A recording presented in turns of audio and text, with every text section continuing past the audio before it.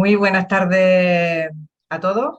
Muchísimas gracias por estar aquí. Disculpar los minutillos de retraso. Ya sabéis que solemos ser muy puntuales.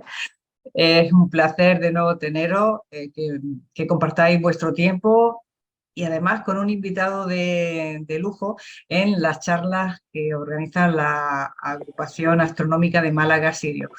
No es la primera vez que contamos con un invitado de lujo como es, en este caso, Luis Gil Longobardo. Ya contamos con él hace 2 años, Luis?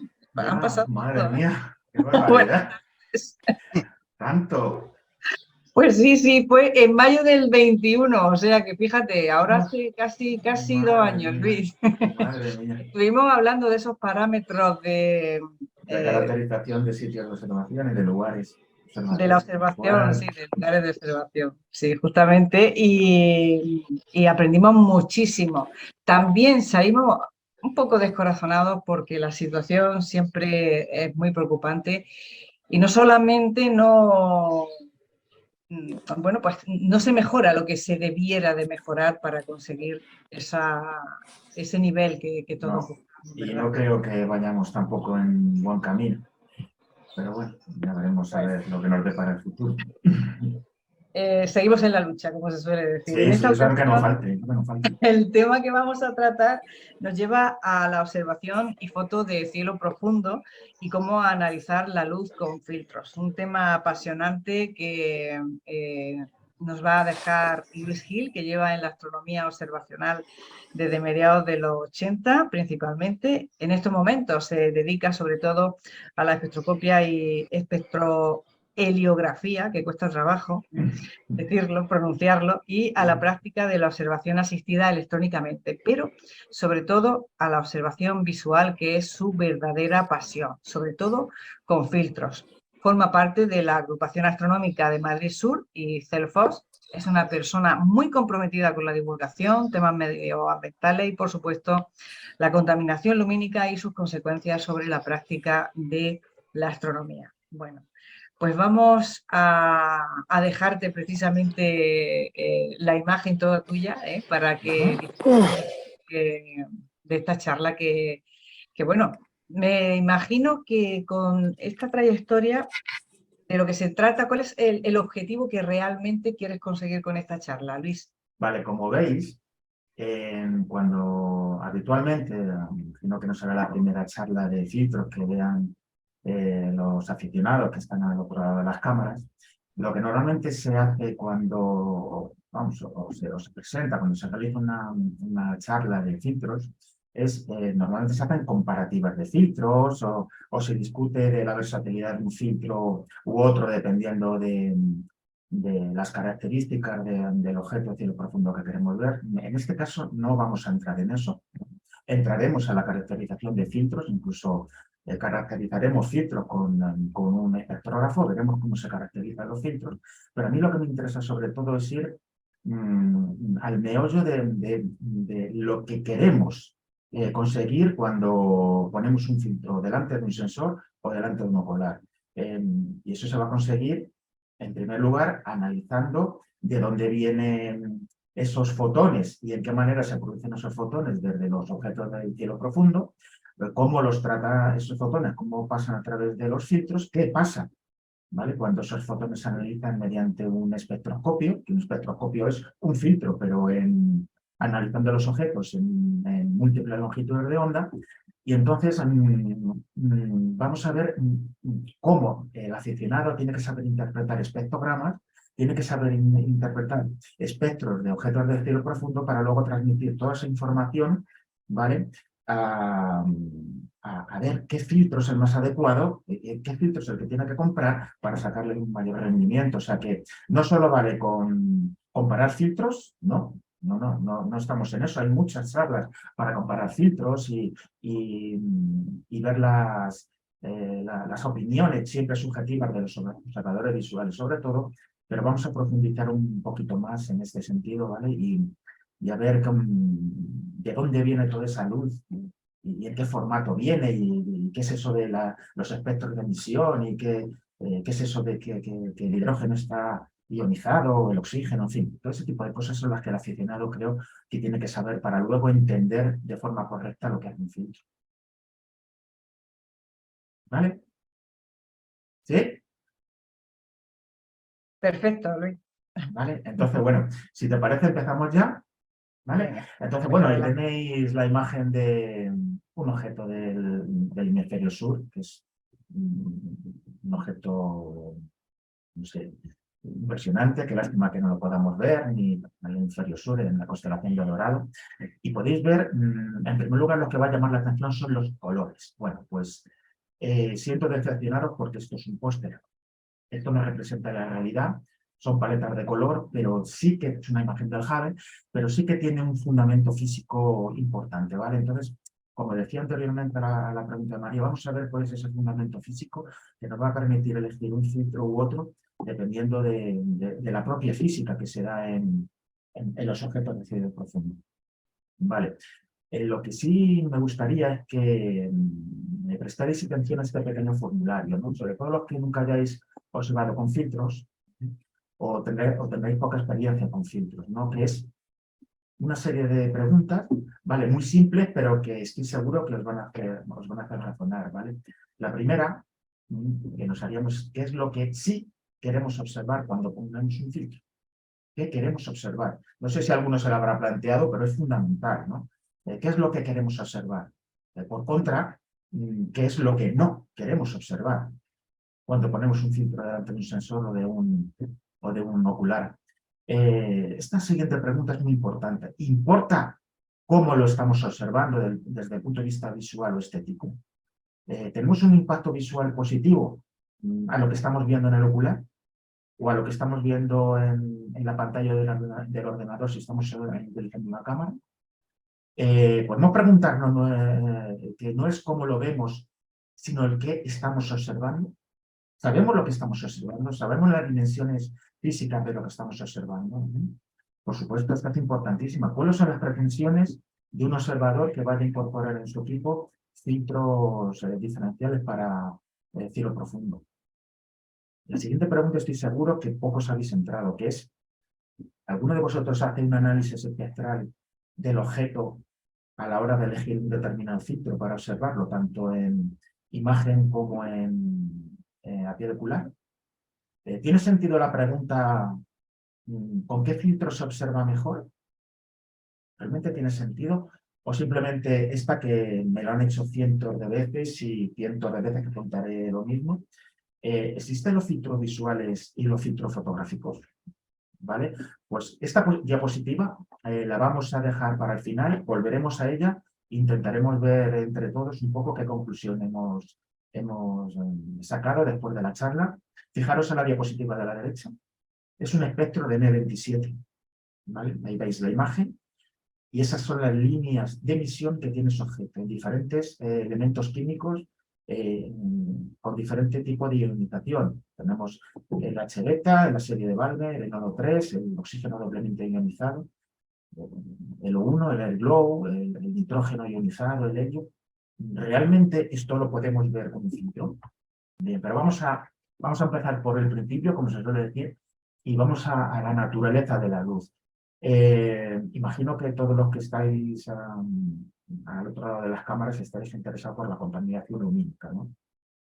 Y casi con toda seguridad, muchos habéis oído que los filtros vienen muy bien para evitar los efectos de la contaminación lumínica. Bueno, ya veremos cómo eso, conforme vaya transcurriendo la charla, veréis que no es cierto. Es más bien todo lo contrario. Pero vamos a hacer simplemente un estudio de la luz que proviene de lo más inmediato, que es los espectros de las luminarias más habituales que tenemos en la calle y que, por otro lado, nos están impidiendo ver el cielo en su máxima dimensión de oscuridad, ¿no?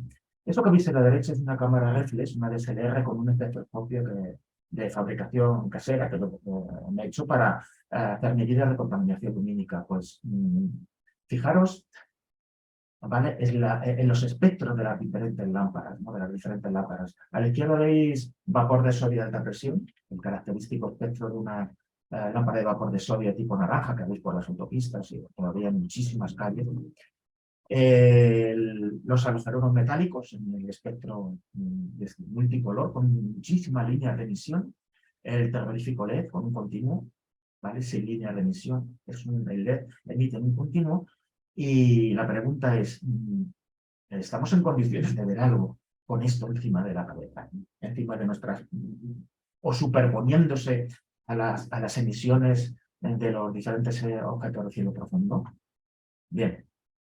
Fijaros en esta gráfica, el espectro de la izquierda, que veis, está sacado de un cielo, el cielo donde yo vivo en Madrid, con el espectrómetro que os he mostrado antes, y es un cielo de la 19,45 magnitud por arco segundo al cuadrado. Mirad lo terrorífico que pueda parecer el espectro de un cielo de Madrid, emitiendo prácticamente en un continuo.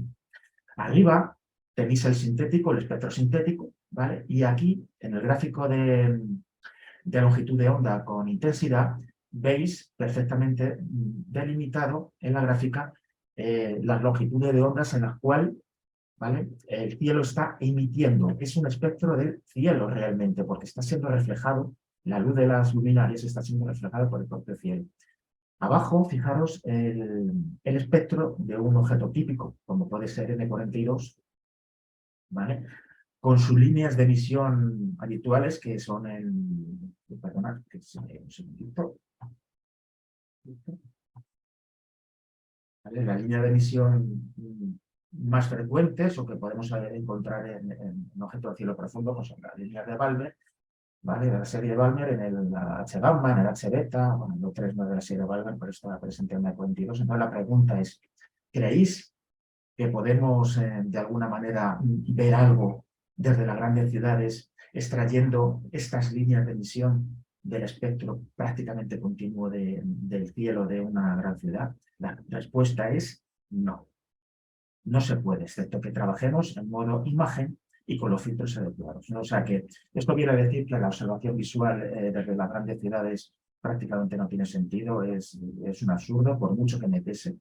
Y los filtros, como veremos a continuación, no valen absolutamente para nada. Vale.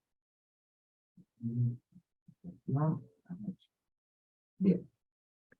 Fijaros en la fotito de la izquierda, ¿vale?, cómo se está bueno, esos espectros de la luminaria de fondo están realizados con una simple radiodifracción, como se ven perfectamente las diferencias entre el vapor de sodio de alta presión de la izquierda con el LED de la derecha.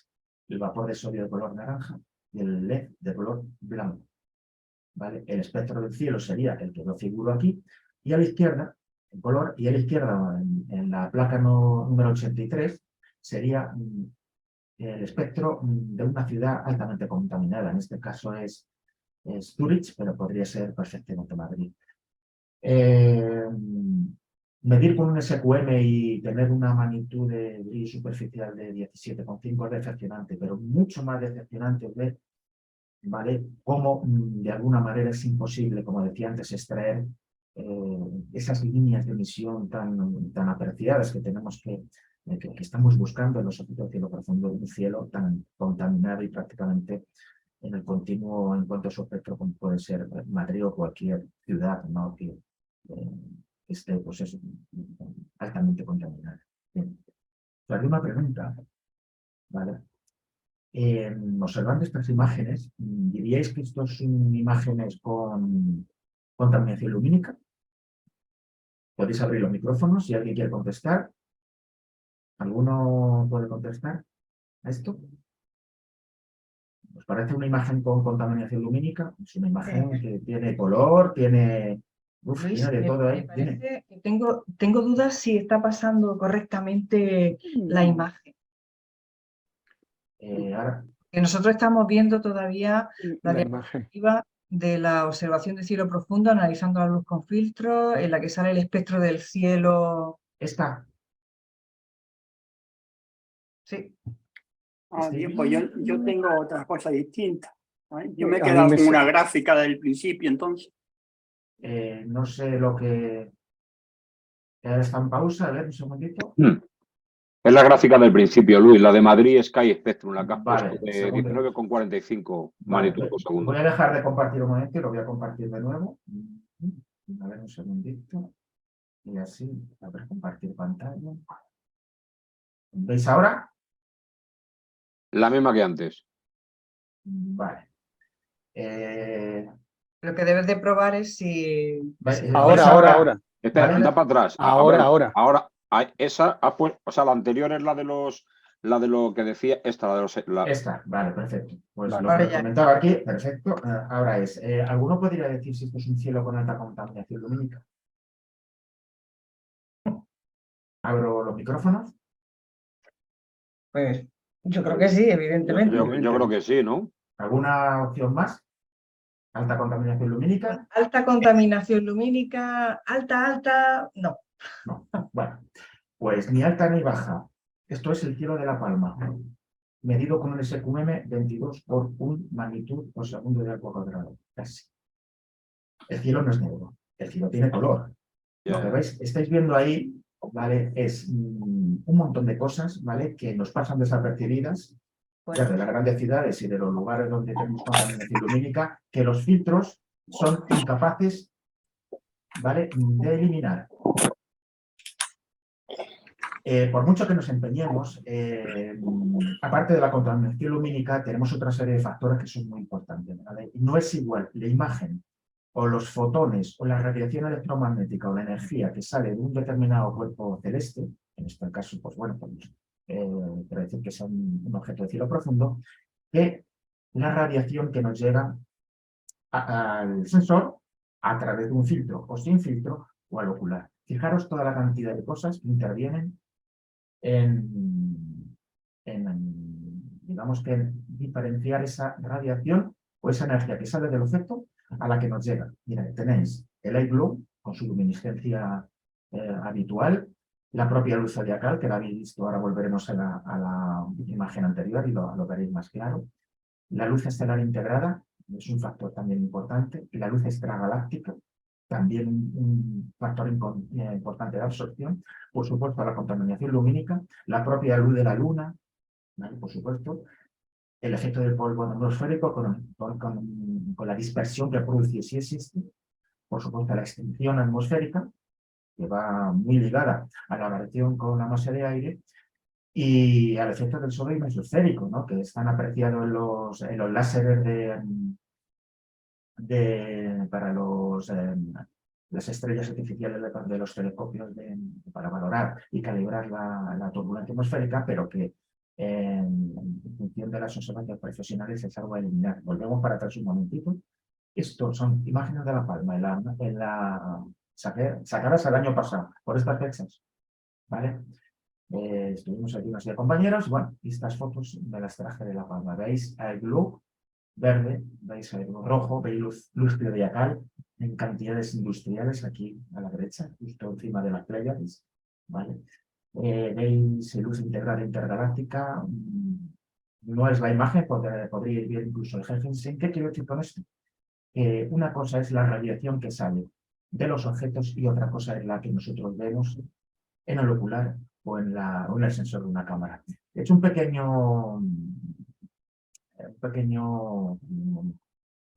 pequeña caracterización de lo que va a ser la charla, ¿no?, con una serie de puntos, ¿vale? En el primero ya lo hemos visto, vamos a las cuestiones fundamentales. Vamos a dedicarnos un poquito a ver qué tienen esas nebulosas de emisión y los rayos H2 que tanto interés suscitan, sobre todo la observación con filtros. Vamos a meternos un poquito en la espectroscopía y la análisis espectrales para que no tengamos mucho contacto con eso. Hasta dónde la visión humana y las reacciones electromagnéticas son compatibles desde el punto de vista estrictamente visual. Entraremos luego en los filtros más utilizados en astronomía visual y en esta fotografía, ¿vale? De un modo muy generalista. Nos meteremos de cabeza luego de lleno en los filtros más utilizados en observación del cielo profundo. Veremos también su caracterización y ya al final veremos por qué no observar también con filtros en el infrarrojo, ¿vale? Y también os enseñaré cómo se realiza un análisis espectroscópico filtro, ¿vale? Con un espectroscopio incluso de fabricación propia. Bien, entramos de lleno. Imagino que muchos de vosotros querréis empezar con la observación de filtros. Tenéis un montón de dudas, no sabéis qué filtro comprar. Primera observación importante. lo primero que hay que hacer siempre es ver el espectro del objeto de cielo profundo que queremos analizar. ¿De acuerdo? Observando el espectro, veremos qué es lo que se puede observar dentro de ese objeto de cielo profundo. Las líneas fundamentales, las líneas esenciales de emisión, ¿vale? Que de ninguna manera nos podemos perder.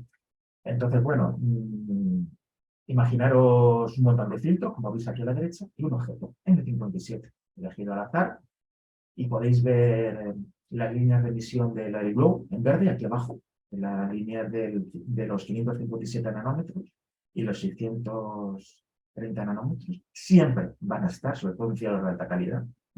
Vemos también las líneas deseables, ¿vale? Que tenemos que tener curiosidad por ver o que deben despertar curiosidad en observador, porque es lo que forman el objeto cielo profundo, como el hidrógeno alfa, la línea del nitrógeno ionizado, muy juntitas las tres aquí, cerquita o exactamente el H alfa, los 656,3 nanómetros. Otras líneas interesantes, como el oxígeno doblemente ionizado, el fibro 3, ¿vale? Otras ya un poquito más lejos de la capacidad de nuestro filtro, como son el helio, pero no el H-beta, el filtro del H-beta. Y todo esto, ¿vale?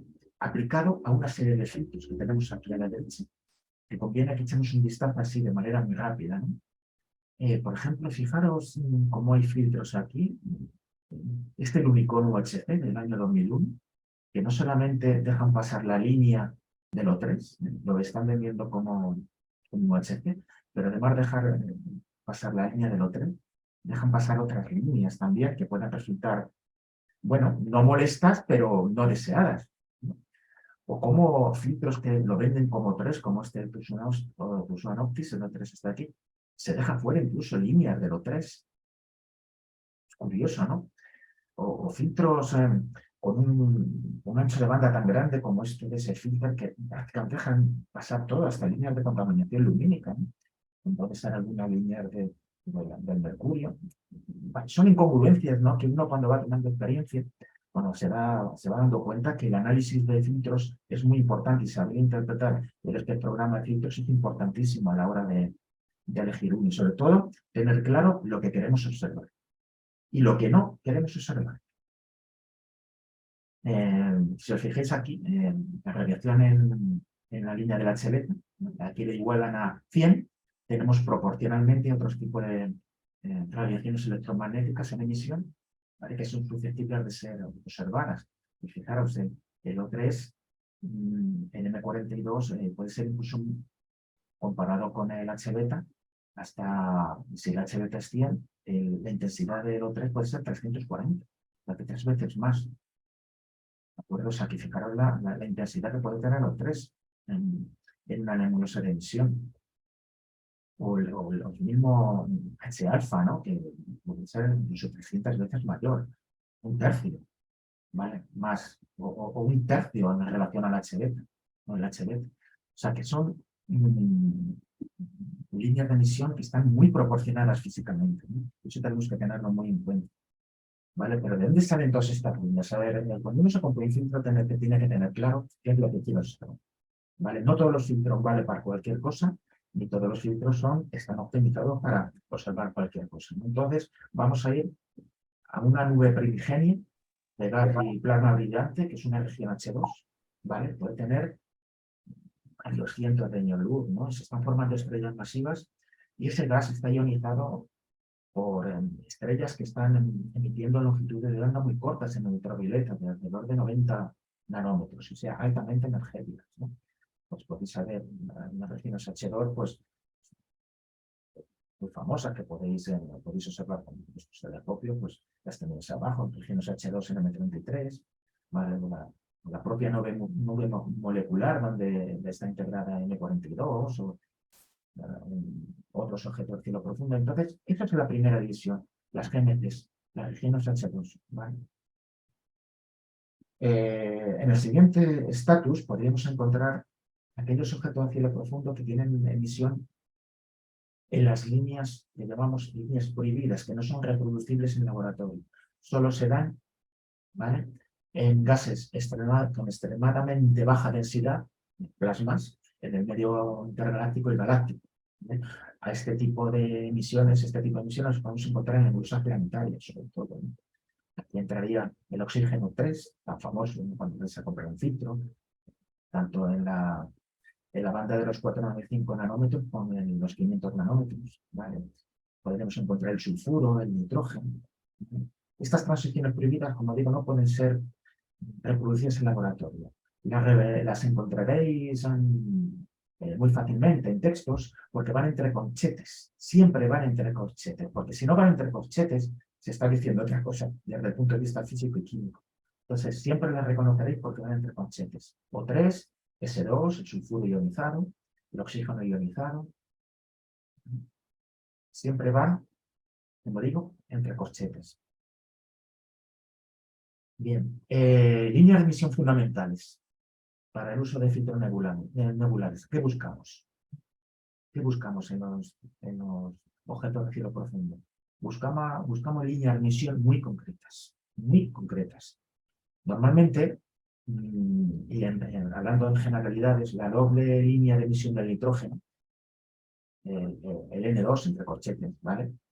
Siempre es una línea de emisión que va muy pegadita al H-alfa, en la mayoría de los filtros es inseparable, a lo que nos pesen, los filtros no distinguen entre el H-alfa y el N2, ¿vale? Las toman como una sola banda de paso, no la podemos separar. Sin embargo, sí podemos separar otras líneas como el H-beta en los 486 nanómetros, ¿vale?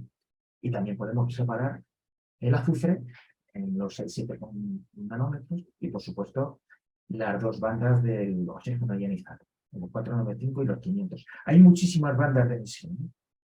Bueno, líneas de emisión, emisiones, pero como mínimo nos vamos a centrar en estas. Pasamos directamente a la nebulosa de emisión. ¿Quién no conoce o quién no ha observado nunca una nebulosa de emisión, aunque sea sin filtro, ¿no? Como la Rosetta o la nebulosa Norteamérica o NGC281, la Pacman o hice 1848, hice 1805, la Alma y Corazón. ¿Vale? ¿Sí? Vale. Bueno, pues estas nebulosas de emisión son las propicias para que podamos analizar con detenimiento esa composición química que vamos buscando, ¿no? Están ionizadas, como digo, por radiaciones de alta energía que provienen de estrellas muy, muy calientes, que ionizan digamos, ese gas que rodea o que integra estas nebulosas y producen ese brillo, ¿vale? En emisión, que es un brillo de ionización, que luego vemos en qué consiste esa ionización, que es lo que nosotros podemos ver a través del ocular y de los filtros, ¿no? Bien, seguimos con las nebulosas planetarias. Interesantísimo las nebulosas planetarias, porque a través o mediante los filtros nos van a permitir entrar en el corazón de su composición química, ¿no? Y discernir con un simple vistazo a través de ocular o en una cámara, discernir esas líneas prohibidas que son irreproducibles en laboratorio y que nos llaman tanto la atención, ¿no? ¿Qué podemos encontrar en nebulosas planetarias? Por supuesto, lo 3. Las dos líneas de lo 3, ¿vale? Como os he dicho, una está en los 495 nanómetros, la otra en 500 nanómetros, y una es un tercio aproximadamente de la otra. Lo veremos en los espectrogramas de forma clara. Vais a ver muchos espectrogramas. Podemos observar también la línea prohibida del nitrógeno, el N2. ¿Vale? Por supuesto, en menor cuantía H-alfa, ¿vale? En menor cuantía en nebulosas planetarias. Y otras líneas prohibidas como los 2 que no son tan claras ni son tan evidentes, pero que están ahí. Bueno, ahí, por ejemplo, se dibuja un E27, o sea, he puesto la imagen del E27 de NGC7-293, que son dos planetarias típicas para la observación con filtros, ¿no? Entonces, ya, vamos entendiendo un poco más qué es lo que estamos buscando, ¿no? Dentro ya de las nebulosas de emisión, las nebulosas planetarias y, por supuesto, las remanentes de supernovas. No hay que perdérselos con un filtro, ¿no? Son objetos preciosistas y preciosos de observar con filtros, ¿no? Ahí tenéis objetos típicos como puede ser el velo o M1 o la nebulosa de emisión de IT443 y la remanente supernova también de IT44, formando un solo conjunto, ¿vale? Estos son candidatos a observar con filtro, pero lo que tiene que quedar muy claro es, dentro de estos cuerpos, es lo que queremos observar y qué filtro debemos aplicar. Y para eso tenemos que conocer con precisión qué es un espectro, ¿vale? Un espectro es ni más ni menos que la representación gráfica, ¿vale?, de la radiación de la energía de un determinado cuerpo por longitud de onda, ¿vale? Tenemos espectros de absorción, espectros de emisión y espectros en el continuum. Bueno, dependiendo del tipo de objeto, podemos encontrar uno u otro.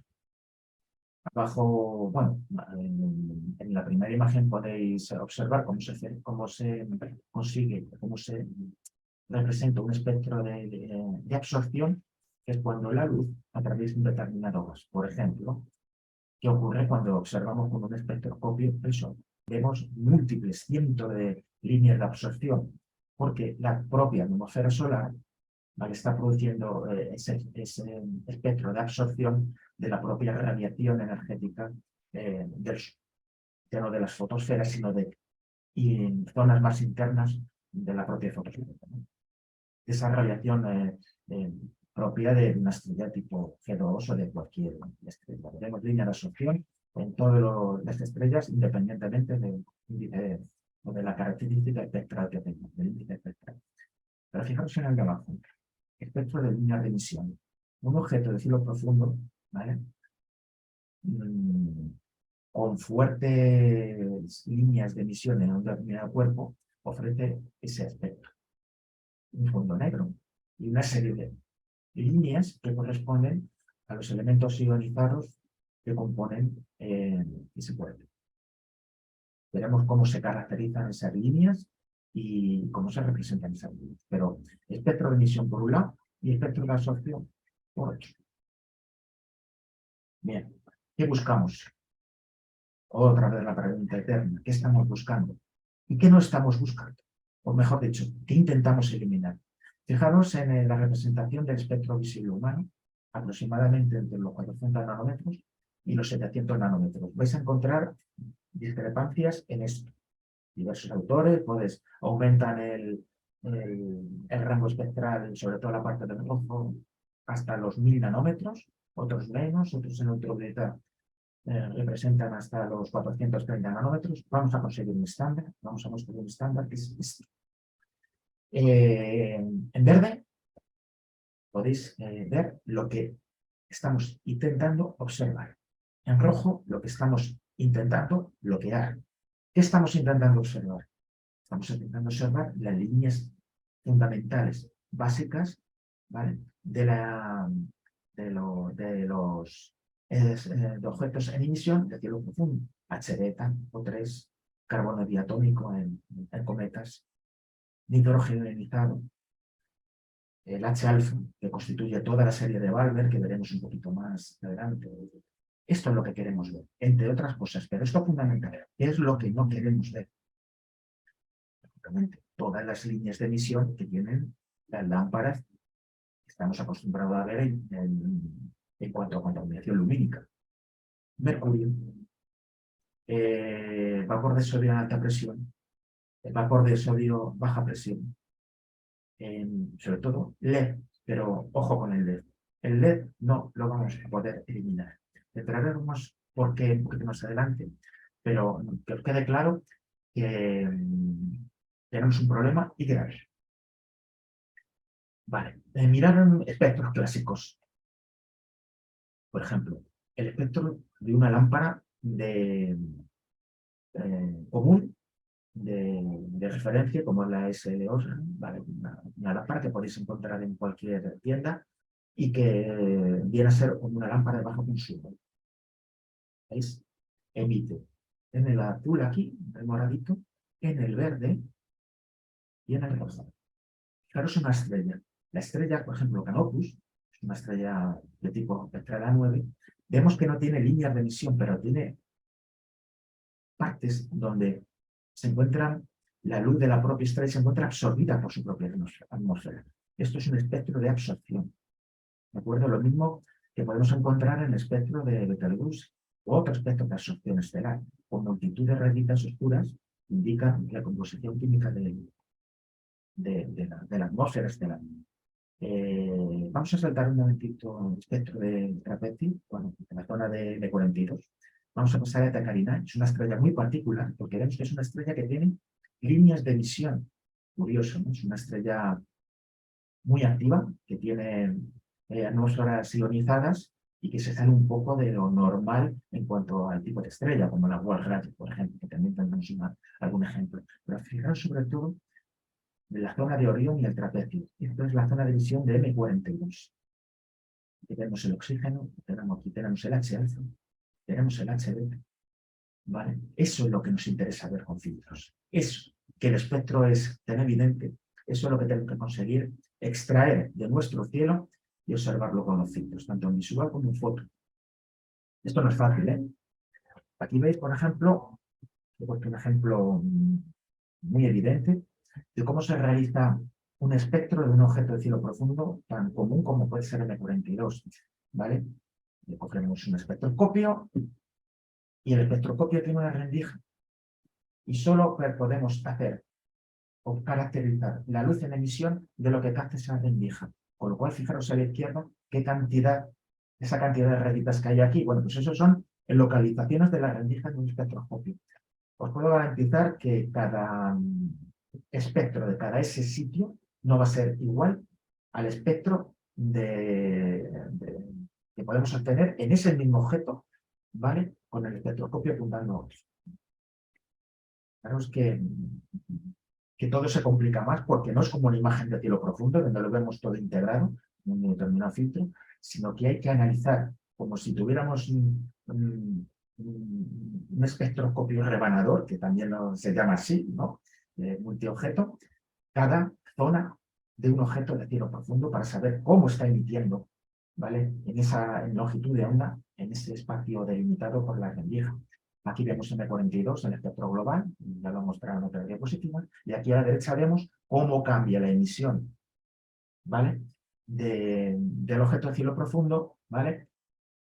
De acuerdo a donde dirigimos la rendija del espectroscopio. Cómo cambia, sobre todo en intensidad. ¿De acuerdo? Tenemos intención de observar una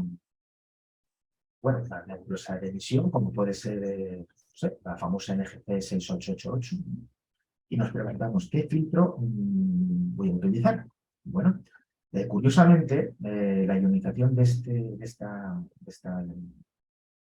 nebulosa de emisión se produce por el efecto de una estrella Wolf-Rayet. Fijaros, una estrella Wolf-Rayet es una estrella muy particular, es una estrella absolutamente masiva, muy masiva, 80 a 90 veces más masiva que el Sol, y con atmósferas muy activas en cuanto a emisión, con elementos ionizados. Con lo cual podéis imaginar la cantidad de radiancia energética que tiene esa propia estrella. Fijaros, el helio, aquí en los 655 nanómetros, o los 541, o los 468, el nitrógeno, todo esto que veis aquí es el espectro de emisión de la propia estrella, pero que curiosamente no coincide con el espectro de emisión de la nebulosa que la propia estrella está ionizando. ¿De acuerdo? Entonces, os he puesto esta diapositiva aquí para que entendáis que muchas veces se hace complejo el determinar qué tipo de filtros. En este caso, por supuesto que el filtro se adecuaría a lo que queremos observar, que es la propia emisión, la naturaleza de emisión y radiación de la propia nebulosa de NGC 688, con lo cual nos tendríamos que tener con el de aquí abajo, que es el espectro típico de una nebulosa en emisión. Pero fijaros qué ocurre cuando hacemos imagen. Esto es lo que quiero que quede muy claro. Aquí no hemos utilizado un espectroscopio, hemos utilizado filtros. ¿De acuerdo? He elegido un remanente supernova, como puede ser IT443, y estoy aplicando un filtro, ¿vale? En las imágenes de la izquierda, un filtro H-alfa, por supuesto también con capacidad para captar el N2, porque como digo, son dos líneas de emisión que van muy juntitas, ¿vale? Y abajo, la misma imagen con la línea del sulfuro ionizado. ¿Vale? ¿Veis las diferencias, no? Son bastante obvias. pasaros a la imagen de la derecha, ¿vale? En la parte de arriba vemos otra parte de esa nebulosa en el oxígeno 3, ¿vale? Y una parte también de esa nebulosa, que podría ser perfectamente la misma, y es la misma, ¿vale? O si no, muy cerquita, que emite el HF. Fijaros cómo los filtros, ¿vale?, nos permiten caracterizar un objeto de cielo profundo en diferentes longitudes de onda, ¿vale? Y ese es el poder de los filtros. Y da igual cómo lo veamos. Da igual si se ve poco, con mucha intensidad, con poca intensidad, si lo veo poco vistoso, si no me llama la atención. Eso que vemos ahí es la realidad. Aquí no hay imagen tratada ni postprocesada de ningún tipo. El espectro que tenéis al lado lo evidencia. El espectro que tenéis al lado es fiel a lo que la imagen con filtros, ¿vale?, en este caso utilizando una cámara CCD, ha sacado. Por tanto, el cómo se observa es importante, o es mejor lo que se observa.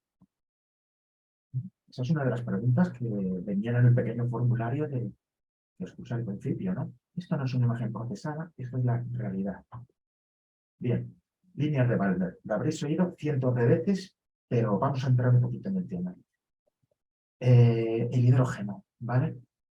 Las primeras líneas espectrales de hidrógeno, que son, bueno, fundamentales, H gamma, H beta, H delta, H epsilon, etcétera, etcétera, ¿vale? Todas dentro del espectro visible, ya fueron caracterizadas por Johann Cabo Balmer, ¿no? Se determinaron sus longitudes de onda, pero no sabían de dónde procedía la emisión. Con lo cual, tenemos una emisión perfectamente caracterizada, pero que en el 1825 no se sabía de dónde procedía, ¿vale? Fundamentales,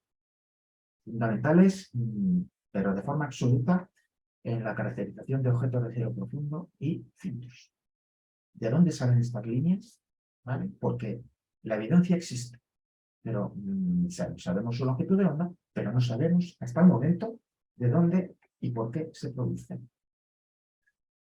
Bien, aparte de la serie de Balmer, que hemos visto hace un momento, existen otras series, ¿vale?, en emisión que tienen diferentes nombres, su distribuidor, ¿no? La serie de Lyman en la zona ultravioleta, la serie de Balmer, la serie de Patzen, ¿vale?, la de Bracken, la de Pham.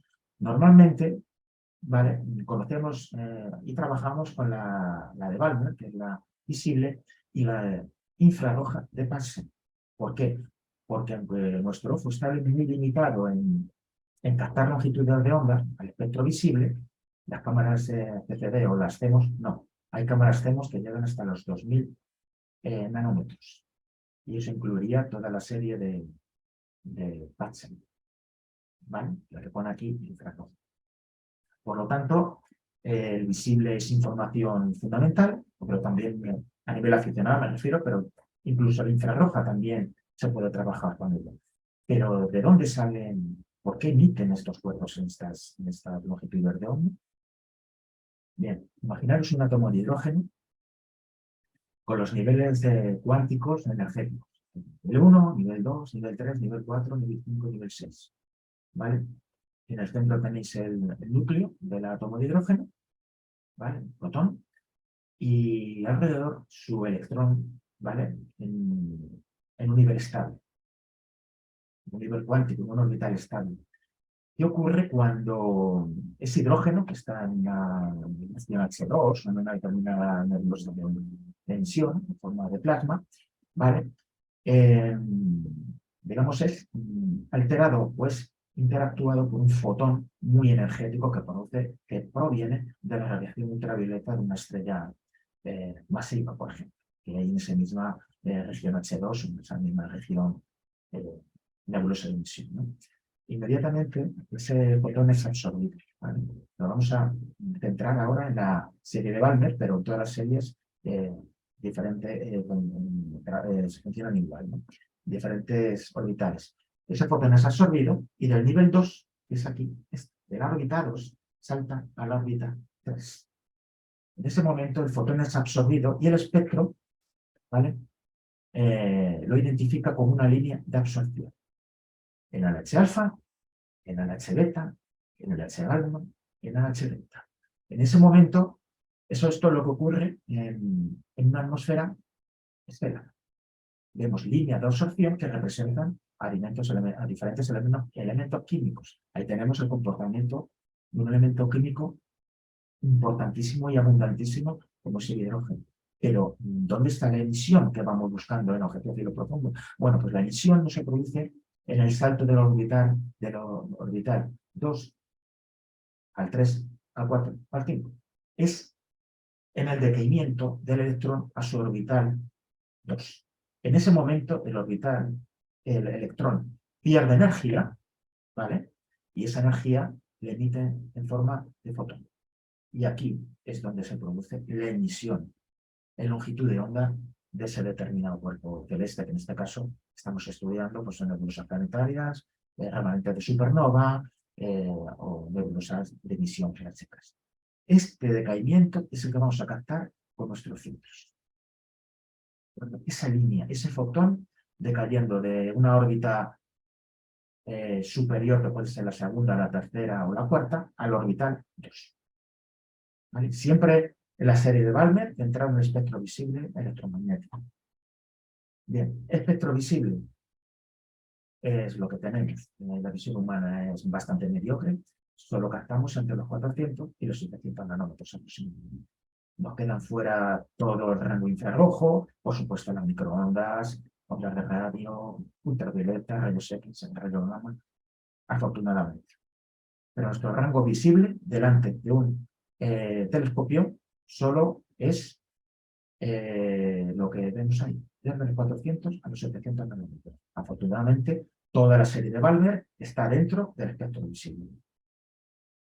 O la mayoría de las líneas de emisión, por lo menos. Bien.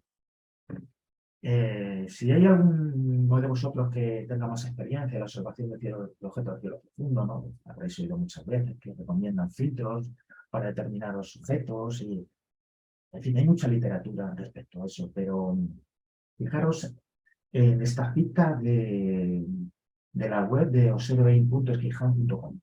Es una web prestigiosa en cuanto a observación de cielo profundo, ¿vale? Y que yo sigo desde hace ya muchísimos años, pero fijaros, queremos observar NGC 1499. Cualquier búsqueda en Internet nos dará como resultado que necesitaréis un filtro H-beta para observar esta nebulosa de emisión. Bien. Literal, con el filtro 3 leo literal a la reseña que ponen en esa web, ¿no? Que cogido como referencia, ¿no? Con el filtro 3, oxígeno doblemente ionizado, en el 18 pulgadas, en el telescopio de 18 pulgadas, no se obtiene una buena respuesta. Fue solo cuando probé el H-beta, cuando la nebulosa apareció claramente. Descripción: neblina suave y difusa con bordes borrosos. En realidad aparece como varias manchas nebulosas distintas. Realizar barridos sobre la estructura de la nebulosa evidencia que la emisión se encuentra en esa altura. Bien, este es un objeto que puede ser, bueno, yo lo he visto con un telescopio de 100 milímetros, tranquilamente, sin problemas, con un filtro H-beta, efectivamente, desde cielos de alta calidad, fundamental, pero ¿me podrías explicar por qué en el espectro de este cuerpo, ¿vale?, aparece una potentísima emisión en el H-alfa, ¿vale?, y no aparece prácticamente emisión en el H-beta? El H-beta estaría por aquí, no se vería, pero el H-beta es mínimo en este objeto, ¿vale? Esta línea que veis aquí en los 5500 es el globo.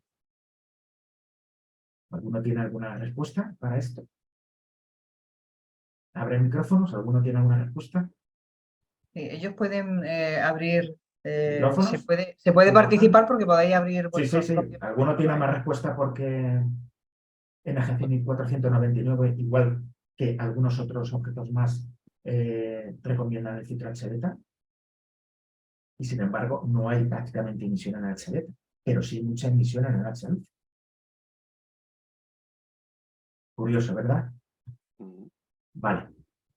Vamos a explicarlo. La visión humana y la reacción electromagnética. Esto es fundamental, ¿no? Entender cómo funciona nuestra visión humana para saber los límites que tenemos a pie de telescopio. ¿Vale? Con filtros o sin ellos. ¿Vale? Hay tres funciones básicas, ¿vale? La función fotópica, la mesópica y la esfotópica. ¿Qué es la función fotópica? Bueno, pues, la forma en que se activan los fotorreceptores que tenemos en el ojo con visión día. ¿Veis? Veniros aquí a este gráfico de la izquierda, el primero.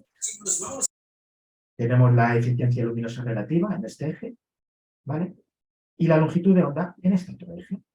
Fijaros cómo en la visión fotópica, es esta línea de aquí más oscurita, ¿vale? Se aplica que en los 555 nanómetros, que corresponde con el verde, nuestra visión es especialmente eficaz. Verde, amarillo, naranja, incluso naranja, incluso naranja. Fijaros, esta es la curva gaussiana que relaciona la eficiencia luminosa relativa con la longitud de onda. Imaginaros que va pasando el día o pasáis a una habitación donde no haya una buena iluminación. Entra en funcionamiento, ¿vale?, la capacidad del ojo en relación a la función mesópica. Pero fijaros lo que ocurre. Esa sensibilidad, fijaros en el gráfico del medio, esa sensibilidad se mueve hacia la izquierda y ya no está en el verde. Está más bien casi entre el azul y el verde. ¿Qué ha pasado entonces? La respuesta no es la misma. No es la misma en condiciones de baja luminosidad. Pero va mucho más que eso todavía. En condiciones de baja luminosidad, como puede ser en la noche, en un momento de observación a pie de telescopio, entra en función, la función, digamos, para la redundancia, escotópica. Y ahí ya sí que tenemos un lío, ¿vale? ¿Por qué? Porque aquí se muestra un claro desplazamiento a los tonos azules, comparación con la curva de función fotópica. Efectivamente. Fijaros la función escotópica.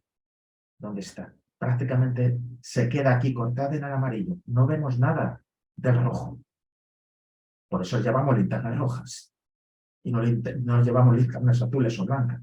Porque nuestra capacidad receptora en la zona roja del espectro con función escotópica es muy baja. La transmisión es prácticamente, si no nula, casi nula. Vemos mucho el azul. ¿Veis aquí? Pero fijaros incluso en el gráfico de la derecha, la transmisión, ¿vale?, de acorde a las líneas de emisión que estamos buscando. Fijaros, en amarillo la función fotópica. Pero ¿qué pasa cuando pasamos a la función escotópica ocular? ¿Vale? Perdemos toda la sensibilidad en el rojo. ¿Acordáis cuál era la radiancia, la energía en que se emite en el H-alfa?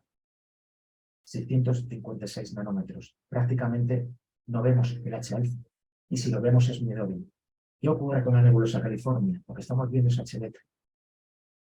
Poco, pero vemos. No el H-alfa. El H-alfa existe, pero no lo estamos viendo.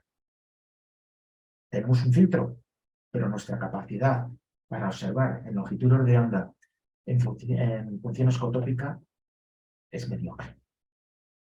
¿Vale? Tenerlo en cuenta siempre a la hora de elegir un filtro para visual. Esto no ocurre en fotografía, lógicamente.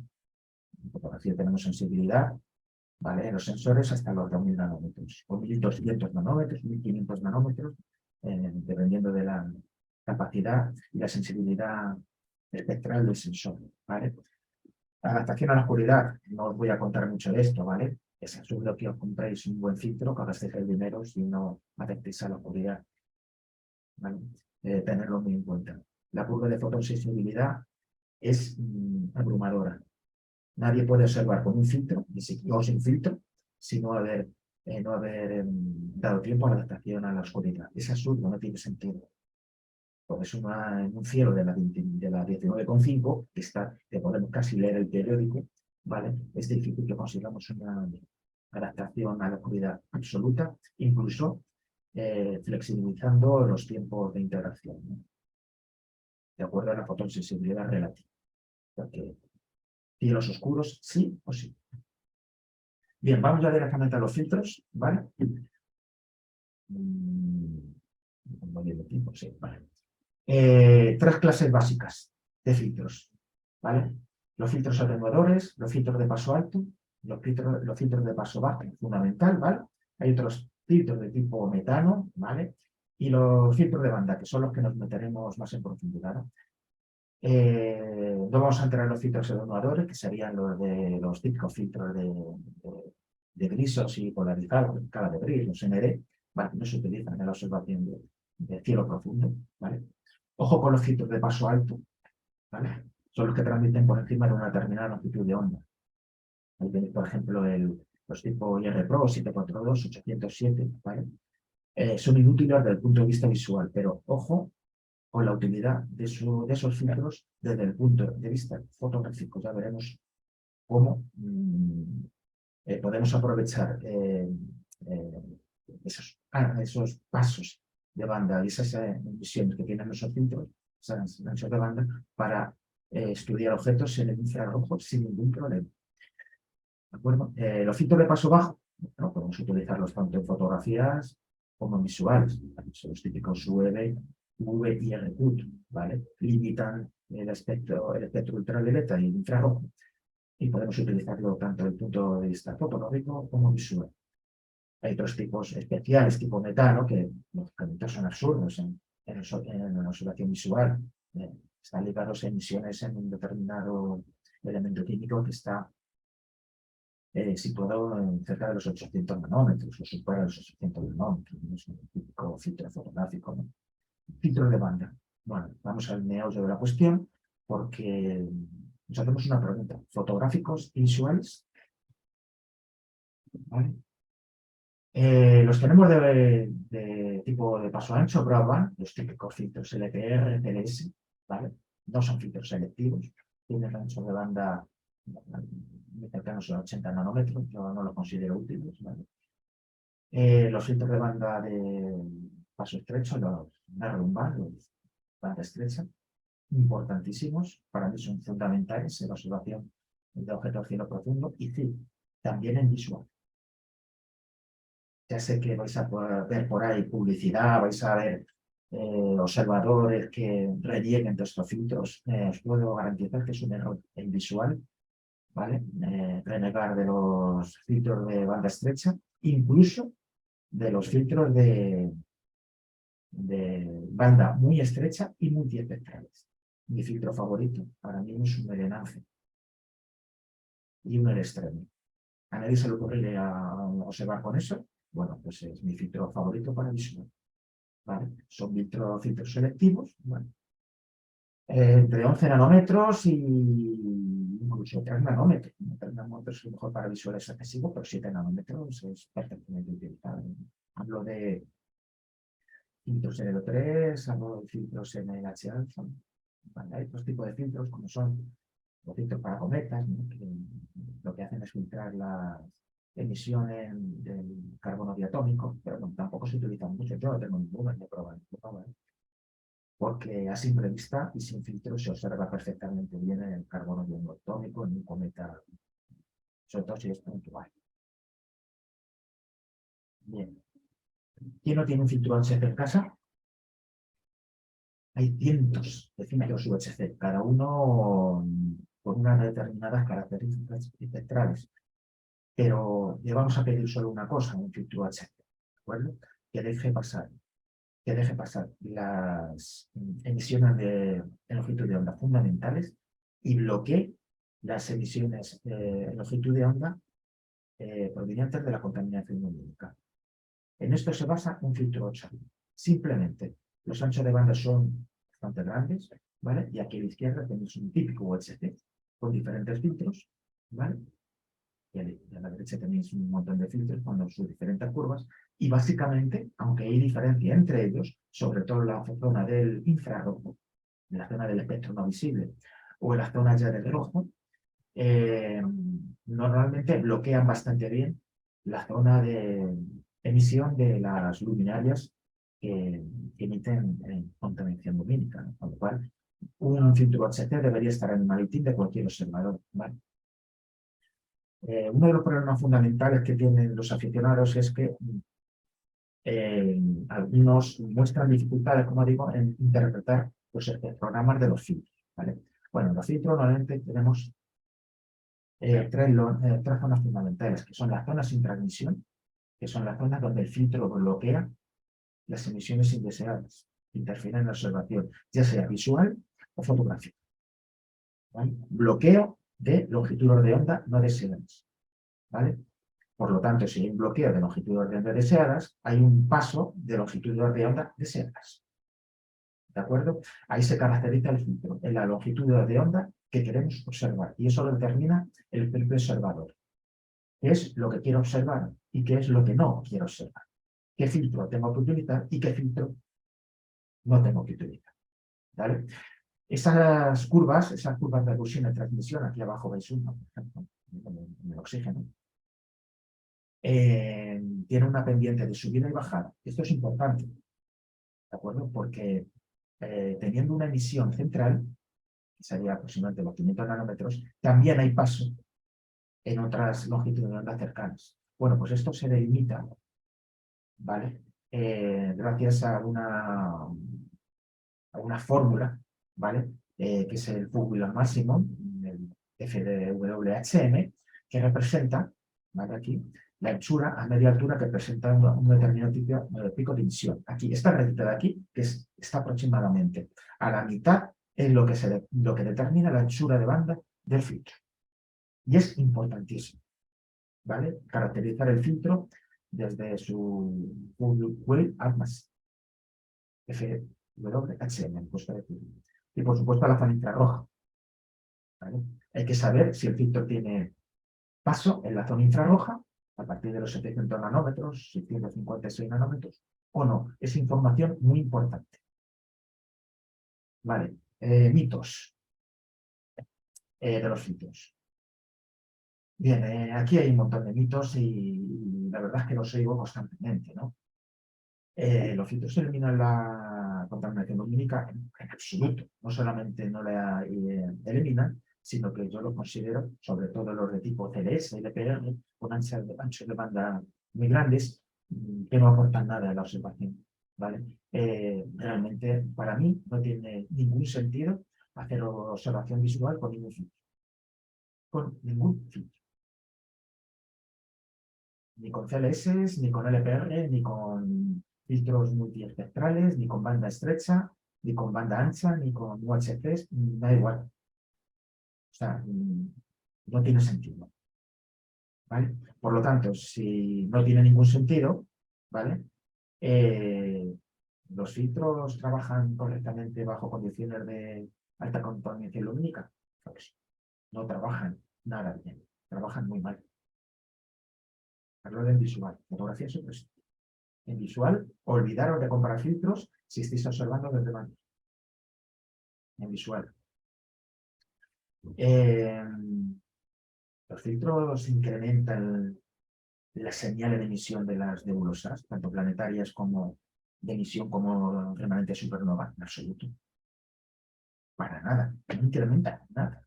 Lo único que se limitan es a contrastar la luz que llega de las nebulosas, ¿vale? Con el brillo superficial del fondo del cielo. Si el brillo superficial del fondo del cielo es un brillo alto, lo vamos a tener muy difícil. ¿Dónde trabajan mejor los filtros? En lugares de alta calidad del cielo. Es increíble lo que se puede ver con un filtro, incluso un filtro fotográfico, como puede ser el Enhance, ¿vale? De cielo de alta calidad. Yo lo utilizo, os vuelvo a repetir que es mi filtro favorito.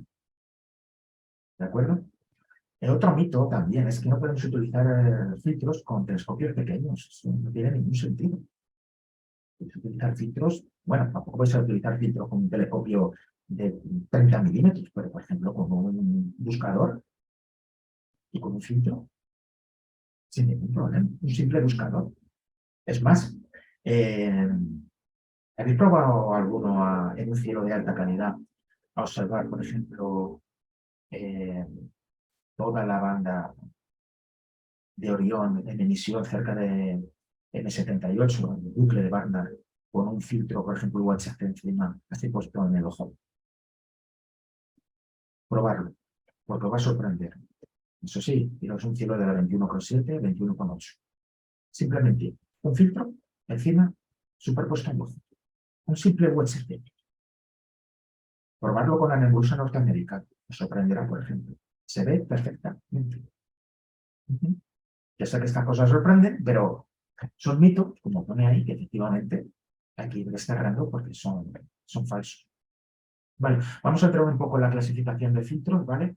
Voy a utilizar para esto el modelo que ofrece Jim Thompson, que es un tipo que ha caracterizado estupendamente los filtros desde siempre, no desde ahora, ¿vale? Y que tiene un modelo de filtros que me encanta, y por lo tanto voy a utilizar ese modelo para ver cómo podemos elegir nuestros filtros acorde a unos determinados requerimientos. Fijaros, filtros tipo O3, ¿vale? Dos categorías, A y B. Dependiendo si dejan pasar una banda en emisión o las dos de los H-beta, dos grupos A y B, dependiendo si la transmisión es mayor del 90% o menor. Ojo con los filtros H-beta, ¿eh? Yo no recomendaría una transmisión menor del 90%. No vais a ver prácticamente nada. Lo visual. Bueno, en fotografía no pasa lo mismo, ¿vale? En cuanto a filtros de tipo UHC, ¿vale? Los hay como he dicho antes, de banda ancha, banda media, banda estrecha, banda muy ancha, ¿vale? Los veremos un poco más en detenimiento. Multiband, que no lo vamos a ver aquí, ¿vale? Porque no son aplicables en la observación de cielo profundo, ni tampoco son aplicables en el criterio. Los filtros que él clasifica como A y B, que son filtros basados en el neodimio, o tipos Glow, o ese tipo de filtros, ¿no? Que también los venden como tipos anticontaminación lumínica. ¿De acuerdo? Vale. El grupo A, como os he dicho yo, es de los filtros O3, ¿vale? Y tenéis varias curvas de filtros. Permite el paso de las dos longitudes de onda fundamentales en el espectro del oxígeno doblemente ionizado. Dos, no una, las dos. Ojo con esto cuando eliges un filtro. ¿De acuerdo? Yo recomiendo que deje pasar las dos. O sea, que mirarlo con mucho detenimiento. El grupo B solo permite una. O se queda entre una y la mitad de la otra, ¿no? A la pregunta de que si utilización es fundamentalmente fotográfica debido a su restricción visual, en absoluto. Los filtros O3 se pueden utilizar en visual independientemente del paso de ancho que tengan. El paso de ancho de banda. Se utiliza. Sí, también filtros O3 fotográficos. ¿Vale? Es otro mito que hay que derribar. ¿Vale? No observéis con un filtro O3 de 7 nanómetros desde un lugar, ¿vale? Con una altísima contaminación lumínica que no vais a ver nada. Pero observar desde un sitio con un brillo superficial del cielo de la 21,7, 21,8 y con muy poca contaminación lumínica. Y la sorpresa que vais a ver va a ser grande. ¿Qué pasa con el grupo de los H-beta? Efectivamente, los mismos, dos grupos tipo A y B. Aquí solo recomiendo, y esto es un criterio muy personal, lógicamente, que ahí sí que gastáis un poquito de dinero, o lo gastéis. Un filtro H-beta por debajo de la transmisión del 90% en esa longitud de onda va a dar muchos problemas en visual. En fotografía será visto, pero en visual no lo recomiendo. Ojo a los espectrogramas. ¿Vale? Mirarlos muy detenidamente. Cuando hablo de espectrograma me refiero al espectrograma del fabricante, porque si no calibráis el filtro, o tenéis información de la calibración del filtro de un tercero, no vais a tener una opinión, pero al final entraremos en eso. ¿Vale? Filtros de banda ancha, UHCs. Permiten el paso tanto del H-beta como del O3, ¿vale? Y muchos también o la mayoría del H-alfa. ¿De acuerdo? Los típicos I3. O sea, los típicos, perdón, UH. ¿Vale? ¿Qué va a caracterizar uno de otro? ¿Qué se va a diferenciar en un filtro de otro? El ancho de banda que hay aquí. ¿Vale? Esto se va a hacer cada vez más estrecho y se va a hacer más restrictivo. Yo prefiero filtros restrictivos a filtros no restrictivos. Lo tenemos también con ancho de banda medio, ¿vale? Pueden estar entre los 25 nanómetros y los 50 nanómetros. ¿No? Son muy aprovechables. Aquí tenéis una serie de filtros que cumplirían con ese requerimiento, ¿vale? Esto es a gusto del observador, ¿vale? Y los tenemos ya de muy ancho de banda en mi criterio excesivo, ¿no? Entre los 50 nanómetros y los 70 nanómetros. ¿Lo podéis utilizar? Por supuesto que sí, nadie lo impide, pero sobre todo van a tener eficacia cuando se utilizan en fotografía, ¿vale? Pero yo en visual, como digo, yo soy un observador visual que trabaja siempre con residuos de alta calidad. Yo prefiero filtros UHP más restrictivos, ¿de acuerdo? Como dije antes, yo no utilizo o no observo de cielos contaminados, ni con filtros ni sin ellos. A la pregunta de si pueden ser utilizados en condiciones de contaminación lumínica moderada o baja, por supuesto que sí. Siempre yo soy de la opinión que los filtros funcionan, bueno, la opinión versátil y consciente, que los filtros funcionan perfectamente bien desde sitios con baja contaminación lumínica y muy mal desde sitios con alta contaminación lumínica. Por supuesto, ya lo que se venden como extra wideband, ¿vale? Un ancho de banda aproximadamente 70 nanómetros. En fin, tipo CLS, LPR, Skilo. La pregunta, ¿merece la pena? Para mí no. Para mí no merece la pena en observación visual. Si queréis utilizarlos en fotografía, para mí, ni en fotografía. El filtro que yo recomiendo es el filtro de coger el coche, echar gasolina al coche y ir a un cielo decente y respetable. Los filtros no están diseñados para evitar la contaminación lumínica. Los filtros están diseñados para observar en longitudes de onda desde cielos sin contaminación lumínica. Ahí vamos a disfrutar de ellos, como os podéis imaginar. Vale, ¿qué ocurre con los filtros si se utilizan, ojo con esto, en telescopios o en objetivos fotográficos con bajas relaciones focales? Esto es importantísimo, ¿vale? ¿Por qué? Porque si no se tiene en cuenta, podéis cargar el filtro. Mejor dicho, o podéis cargar la eficacia del filtro.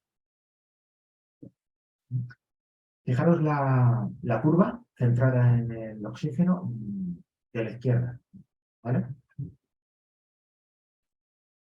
Fijaros en la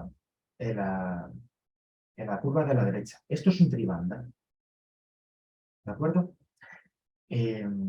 Están observados, o sea, estamos utilizando un telescopio de la misma focal, con focal, bueno, aceptable, pues quizá un F8, un F6, ¿vale? La máxima eficacia del filtro, ¿vale? Es evidente.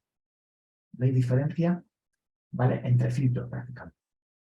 Hay una diferencia en las curvas, ¿vale? Pero prácticamente los filtros todos tienen la misma respuesta, ¿vale? Todos centrados y los anchos de banda que le corresponden. En la izquierda el O3 y en la derecha el HH. Estos son mis favoritos, tanto para observación visual como para fotografía. Es una revolución con estos filtros, ¿vale? Tipo los Radiant Triad Ultra, los Optolon Extreme, el Enance, los Ascar, los Optolon, los Eleutimar. Entonces estos filtros que han salido ahora nuevos, que hasta hace poco no disfrutábamos de ellos, sin duda son increíbles. No podéis imaginar, lo digo, que mi filtro favorito es un Enance, con un ancho de banda muy restrictivo, pero en tiros de alta calidad son impresionantes. En visual, ¿eh? En visual. Vale, como os decía antes, ojito si utilizáis telescopios con objetivos fotográficos con relaciones focales bajas. La eficacia del filtro cae en picado. Fijaros aquí el O3, por ejemplo, relaciones focales de F4, F3. ¿Cómo mantiene el tipo en cuanto a transmisión? Aquí 90%, 95%, 85%. Y aquí si vamos bajando, F1, F2, F1,4, la caída es espectacular.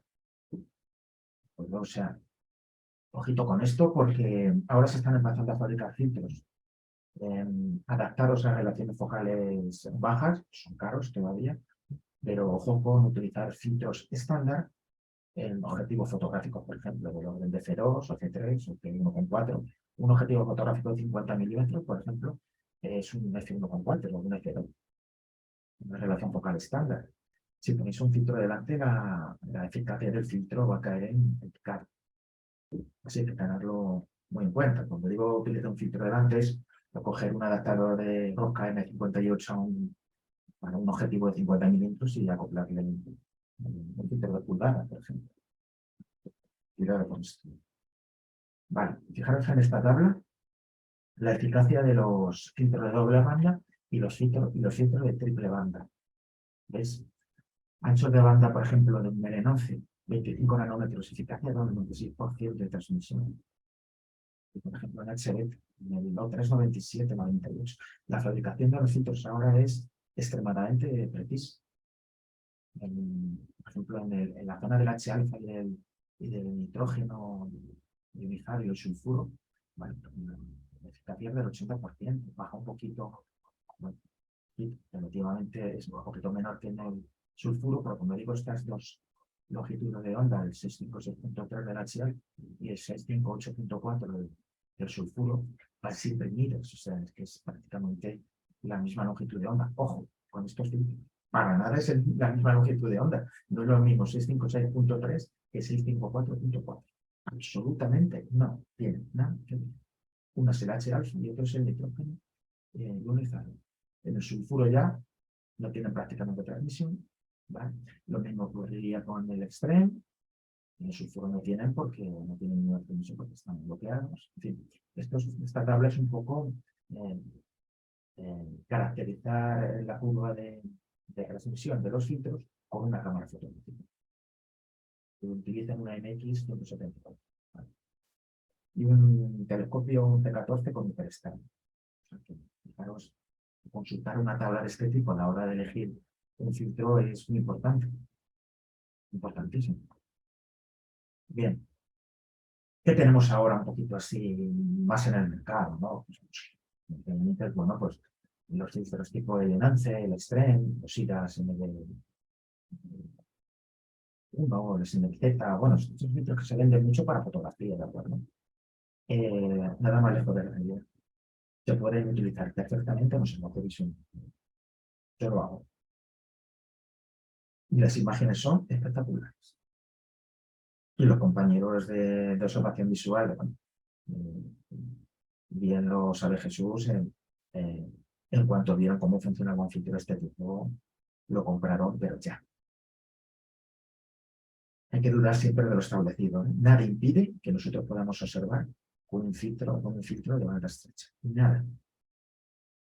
Nada. Lo veremos mejor o peor, pero las relaciones de ancho de banda con transmisión que tienen, por ejemplo, en el Lance, para mí es un tipo. Por lo tanto, estos filtros tienen muy buen resultado o ofrecen muy buenos resultados tanto en fotografía como en observación asistida electrónicamente. Pues, a lo que me estoy dedicando últimamente mucho con mi grupo en la agrupación, ¿vale? Y por supuesto, el visual. O sea, que no os extrañe esto en absoluto, derribando mitos. ¿Pero qué pasa con los filtros en el infrarrojo? También lo podemos aprovechar. Fijaros en los espectros de aquí abajo de galaxias típicas. Tienen una emisión en infrarrojo muy potente, por lo cual tenemos filtros en el infrarrojo cercano que podamos aprovechar. Vamos a saltar este momentito y este, por supuesto que sí. Fijaros en esa imagen de ahí. ¿Qué diríais que son? Monocromáticas, efectivamente, pero ¿alguna idea de cómo se han utilizado? ¿Cómo se han... ¿Abrimos micrófonos? ¿Alguna idea? Vale. Estas imágenes están sacadas de Tokio. Tokio tiene un brillo superficial del cielo, ¿vale? Por lo menos donde este observador ha hecho esas imágenes, de 18.1. ¿Vale? No están sacadas en el espectro visual, están sacadas en el infrarrojo, simplemente utilizando un filtro de paso infrarrojo en una cámara monocromática. ¿Un filtro infrarrojo vale mucho dinero? 50 euros. Aquí he utilizado el Astronomic ProPlanet. ¿vale? Con transmisión a partir de los 642 nanómetros. Este filtro vale 60 euros, 50, no sé cómo andará ahora en el mercado. Un tipo IR-PAS. A nadie se le ocurriría observar en visuales, no vería nada, pero una cámara monocromática, simplemente utilizando técnicas de observación asistida electrónicamente, por ejemplo, ahí tenéis 180 tomas de segundos apiladas, ¿vale? Un simple estrechado y tienes esa imagen. ¿Por qué? Por una sencilla razón, las galaxias se emiten en el infrarrojo de forma muy potente. También. Esto es un 200, es un telescopio NVC 200M. O sea, más sencillo que esto. Y ahí tenéis la prueba. Bien, este es mi equipo de caracterización de filtros, ¿vale? Yo me puedo fiar de un determinado fabricante o no a la hora de su espectrograma. O quiero afinar un espectrograma de un filtro de un determinado fabricante para ver exactamente, ¿vale?, en qué longitudes de onda de forma precisa voy a observar. ¿Vale? Esas imágenes que veis aquí abajo, ¿vale?, es el espectro solar en alta resolución de ese espectroscopio que veis aquí. ¿Veis el triplete del magnesio? ¿Veis el doblete del sodio? Bueno, pues con este espectroscopio, ¿vale?, puedo obtener hasta resoluciones de dispersión de 0,01 nanómetros. Imaginaros lo que puede hacer calibrando un filtro. Ahí tenéis un filtro que me dejó un compañero, es un octolón, sí, esto lo hice cuando calibré ese filtro. Es un IR-PAS y lo que comprobé fue de forma precisa la calibración del filtro que ofrecía el fabricante. Pero de forma precisa no, esto ya de forma exagerada, pero ¿es suficiente con la calibración del fabricante? Sí, claro. Pero ¿por qué no hacer una calibración más exhaustiva para ver exactamente lo que estamos observando? No es lo mismo el nitrógeno 2, ¿vale?, que el H-alfa, y están pegaditos, uno por el otro. De esta forma podemos saber la transmisión que tiene en una determinada longitud de onda de forma precisa. Bueno, yo utilizo para calibrar una lámpara halógena de calibración, bueno, una CFL, 3000K. También utilizo lámparas de neón, una lámpara, un starter Grelpo, 480, que son lamparitas que emiten en unas determinadas longitudes de onda fijas y me permiten, por tanto, comparar esa longitud de onda con la longitud de onda que deja pasar el filtro. Aquí tenemos, por ejemplo, ya este es un ejemplo, ¿no?, las longitudes de onda en que emiten las lámparas de calibración. Yo hago un espectro de una cualquier lámpara, por ejemplo, un incandescente o una LED, ¿vale?, y la comparo con esta línea de emisión en la lámpara de calibración y con la luz que deja pasar, con el espectro que deja pasar el filtro. Y obtengo una imagen absolutamente con una resolución increíble de la calibración de lo que deja pasar ese filtro. ¿Esto es importante? Depende del trabajo que queremos realizar. Ahora, por ejemplo, un trabajo que estamos haciendo, como he dicho antes, con el grupo de mi agrupación, y mi objeto es calibrar tomas con filtros de imágenes de cielo profundo, ¿vale? Ver exactamente si no es un trabajo de aficionado, ¿no? No es un trabajo fotométrico, ni lo pretende ser, pero ver qué respuesta tienen determinados filtros ante la emisión de determinados objetos de cielo profundo, ¿vale?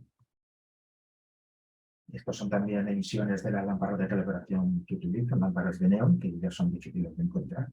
Emiten de longitud de onda de neón muy estables, por lo cual sirven para calibrar espectros de todo tipo, ¿vale?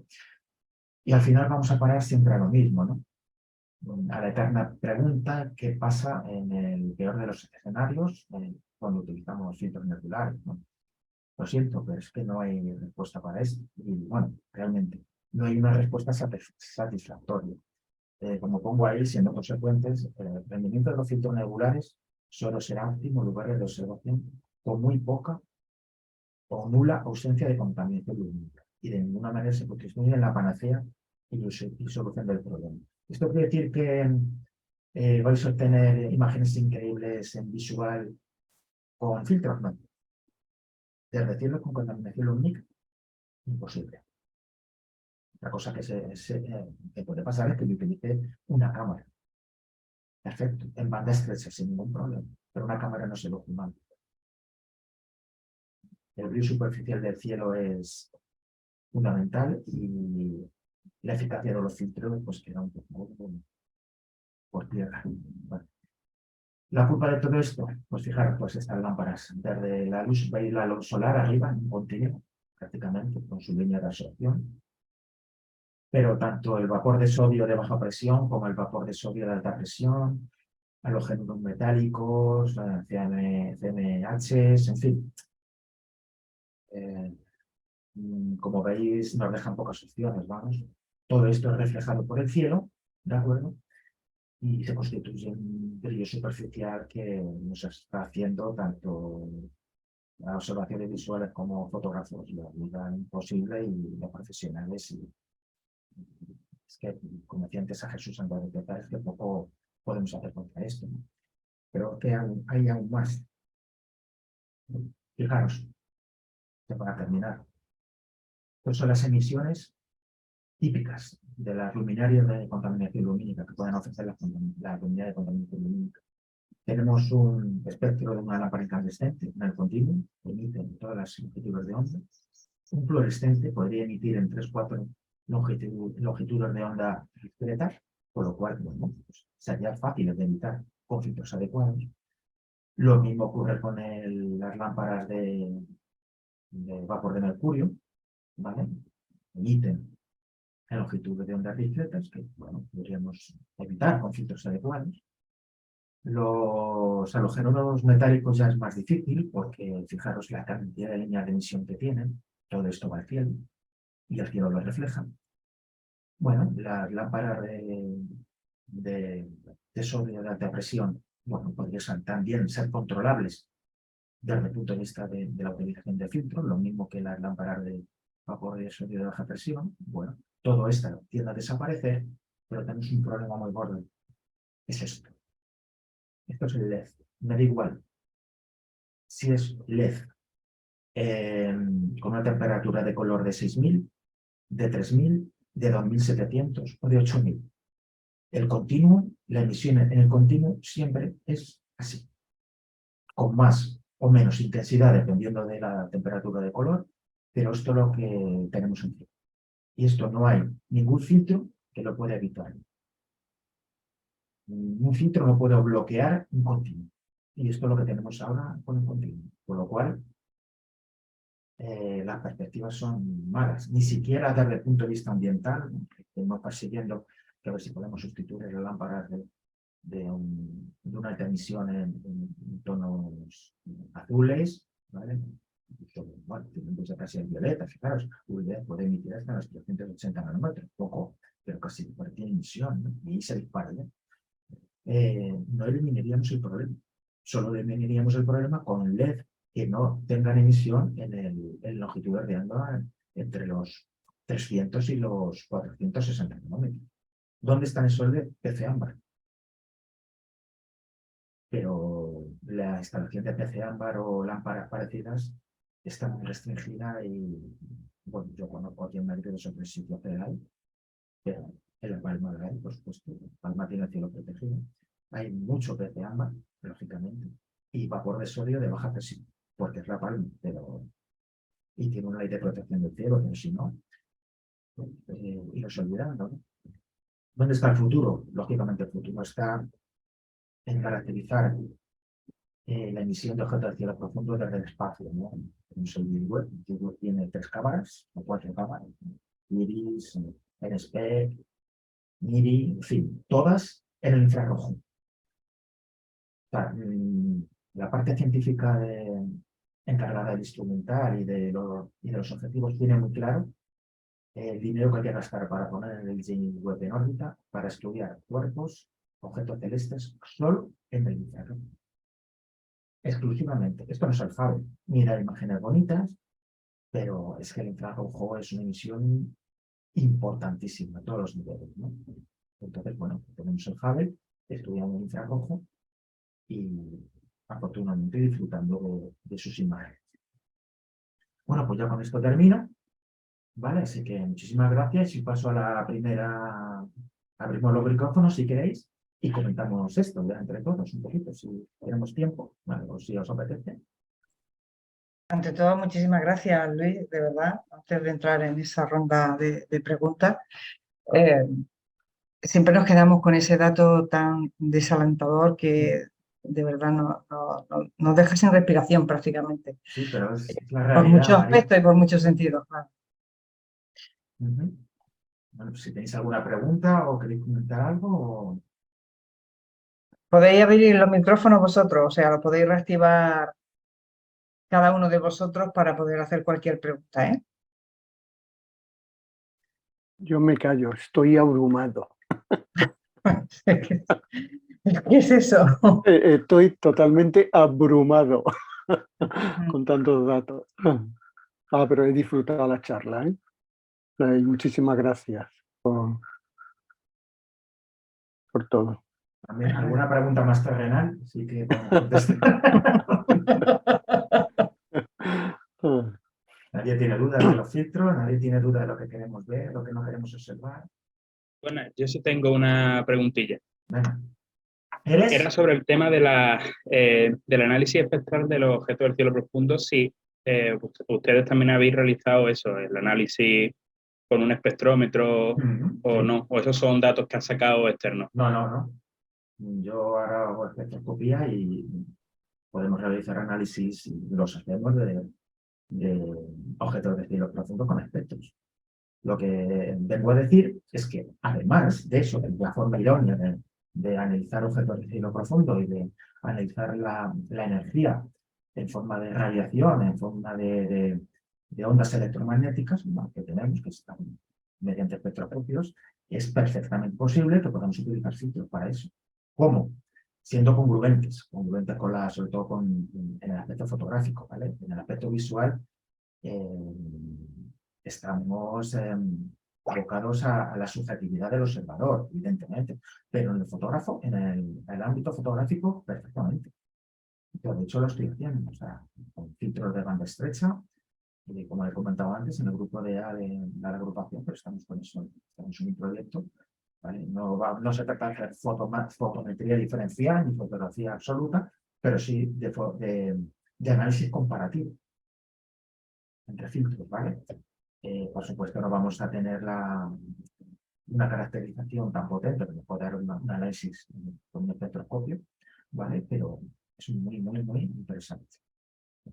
Siempre que se elijan los filtros adecuados y sepamos qué filtro tenemos que utilizar para cada objeto. Aquí tenéis, por ejemplo, el E27. Esa imagen está captada de Pidumili por Christian Bull. Y aquí en la imagen se ve la imagen en monocromática invertida, pero esta imagen dice poco. Dice poco realmente. ¿Qué es lo que dice un espectroscopio? Todo esto que hay aquí en forma de rayitas, que parece que suenan así, ¿no? ¿Vale? Todo eso es la radiación electromagnética que tiene ese objeto en forma de emisión. Eso. Claro, y entonces eso es lo que no hacéis, ¿no? Digamos, limitáis con los filtros, ¿no? Esa charla, o sea, la charla está orientada a hacer esto con filtros, ¿vale? Y luego yo a nivel particular sí que lo hago con espectroscopios, ¿vale? No es nada difícil, sobre todo... Vale. No, si es que esta es lo que más me interesa porque, bueno, allí en la facultad yo trabajo también con espectroscopio y tal, y estaba interesado a ver si meterme en este mundillo de sacar Perfectamente. Entonces, vale. Estudié un poco lo que es la espectroscopia estelar, ¿vale? De baja resolución, media resolución o alta resolución ya desde observatorios. Y esta imagen de aquí está hecha por un aficionado, de Christian Bull, pero vamos, no es nada difícil de conseguir. El espectroscopio de resolución media lo puede hacer, ningún problema. Yo trabajo con baja resolución porque, bueno, y con el espectroscopio ese que os he enseñado en alta resolución, pero eso alta resolución solo lo utilizo para sonar. Para cielo profundo y estelar utilizo baja resolución, pero vamos, las conclusiones son las mismas, incluso sin rendija. Bueno, las líneas características fundamentales de los objetos de cielo profundo salen sin ningún problema y las estelares muchísimo más. Vale, perfecto. Pues muchas Porque gracias. si estás en contacto con eso, pues perfecto, te puedes introducir sin ningún problema. Vale, perfecto. Gracias. ¿Alguna pregunta más? Yo tengo unas cuantas si nadie se anima a preguntarte alguna cosilla. Si hay alguien más que vaya quien sea primero, luego ya sigo yo. Que luego Jesús te va a hacer unas cuantas preguntas. Por eso que si no, no vaya a ser que alguien se quede con ganas de preguntar. Que a mí me gustaría analizar el formulario con mis opiniones. Bueno, si alguien quiere o tiene alguna observación o algo que decir al formulario, pues es perfecto. Y si no, pues Jesús. Adelante. Pues vale, pues venga, vamos a ver. Quería preguntarte primero una cosa. Has dicho que las emisiones estas, las líneas prohibidas, ¿Sí? eran que no se podían producir en laboratorio. ¿Aquí en la Tierra sí se pueden producir? No. Tampoco. Entonces, es que ahí está la historia. Quería saber si la línea del oxígeno, ¿Sí? en la línea que vemos de los objetos, que es prohibida, y que del espacio es la misma que la que emite el oxígeno atómico, atómico molecular de nuestra... No. Son distintas. Distintas. Por ejemplo, emisiones del oxígeno tenemos un montón. El iGlow es una emisión del oxígeno ionizado. Ahí está, pero entonces ese no es el verde No. Del otro, o sea que se pueden aislar, quiero decir. Sí. Es más, ese tipo de emisiones solo se dan en lugares de ciertos lugares de nebulosas, ¿no? Donde la ionización es tan grande, ¿vale? Que se produce ese tipo de iones, ¿no? El ion doblemente ionizado del oxígeno. Pero también se necesita una cosa, que es una densidad, digamos, material o de la materia tan baja que aquí no la podemos conseguir. Ni siquiera hay a la capata de la atmósfera ni nada. Claro. No. Entonces, 1,3, entre paréntesis, que es el oxígeno doblemente ionizado, solo lo podemos ver en objetos de cielo profundo. Por eso se llaman prohibidas y están entre corchetes. Vale. Mira, ¿crees que sería interesante desde el punto de vista no tanto de la imagen que puedan proporcionar, sino de la información que dan? Filtros integrales del elemento que se esté considerando, por ejemplo, un filtro que solamente deje pasar las líneas de emisión del hidrógeno, pero todas ellas, no solamente el H-alfa, sino H-alfa, BF, H-beta. Es que yo no recuerdo haber visto ningún filtro de ese tipo. No, todas no. Pero los filtros, ¿por qué? Porque son difíciles de fabricar, ¿vale? Y son muy costosos, pero por ejemplo tenemos filtros tribanda y de doble banda, que eso es lo que están haciendo. Por ejemplo, un filtro LNANS lo que está haciendo es banda estrecha, ¿vale? Entre los longitud de ondas discretas, que son el oxígeno, ¿vale? El hidrógeno, bueno, hay dos, que son el oxígeno y el hidrógeno. Sí, pero ya están mezclando dos elementos distintos. Yo hablaba de decir, pues quiero ver nada más lo que se vea de hidrógeno. ¿Qué es lo que hay? O solo lo de oxígeno. Sí, necesitas un filtro de hidrógeno en el H-alfa. Si quieres el H-beta, necesitas un filtro del H-beta, en los 486 con una, ¿no? Existen, claro. Sí, pero yo me refería a que tuvieran todas las longitudes que emite ese no, yo... porque, ¿a la vez dices? Sí, a la vez. No, para que se pueda ver, por ejemplo, si en algún sitio, no sé si puede ocurrir, pues a lo mejor tal nebulosa se ve a lo mejor más tirando al azulito del H-beta respecto a otras que se ven más hacia el H-alfa. ¿Sabes lo que quiero decir? Así es como se utilizan los filtros fotométricos, por ejemplo, de los grandes surveys. Por ejemplo, el Global Digital Sky Survey lo que hace es que utiliza filtros fotométricos en el infrarrojo. Por ejemplo, es su sistema, ¿no? En el infrarrojo.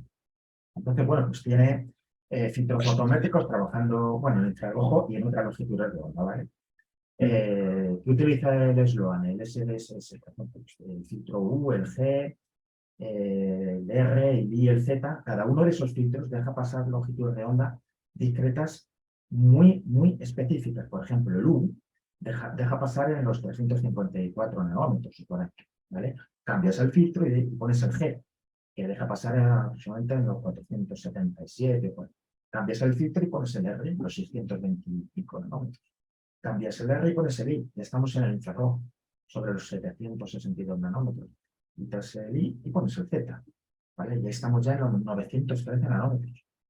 ¿Qué quiere decir eso? Que tú haces 5 imágenes de cada filtro, ¿vale? Y comparas entre ellas. Estás haciendo fotometría, de alguna manera.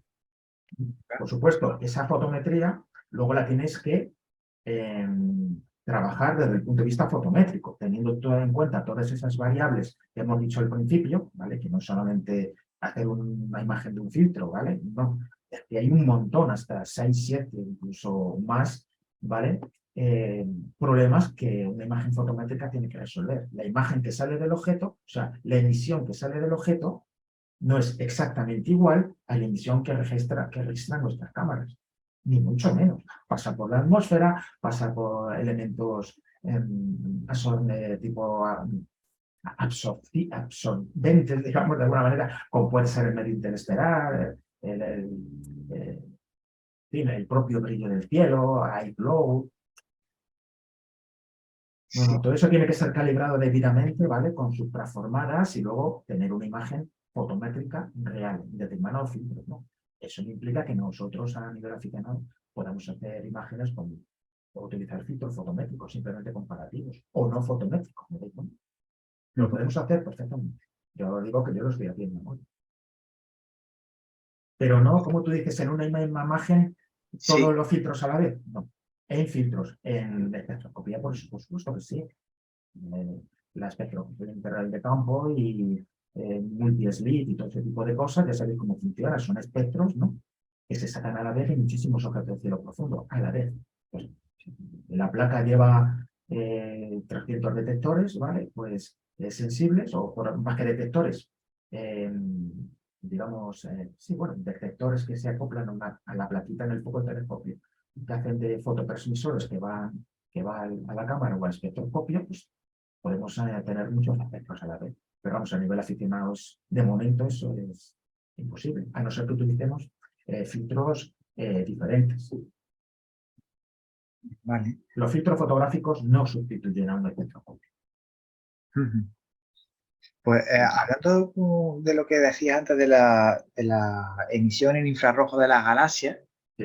Precisamente para eso mismo he visto hace muy poco, hace no sé si 2 semanas o 3, es que estoy buscándolo ahora en YouTube y no voy con él, un vídeo de alguien que ha probado un filtro que acaba de salir precisamente para cámaras de color, que deja pasar todo el infrarrojo y luego algunas líneas, no recuerdo exactamente cuáles, pero supongo que será el H-alfa y el oxígeno 3, digo yo, no lo sé, pero es que no lo recuerdo bien. Pero dejaba pasar el infrarrojo y algunas líneas espectrales estrechas. Y ¿sí? En una cámara en color, poco infrarrojo vamos a captar. La propia CCA de la cámara, la propia matriz de Bayer de la cámara, ¿vale? Va a cortar la emisión de infrarrojo. O sea, no se puede hacer infrarrojo, ni siquiera se puede hacer H-alfa con una cámara.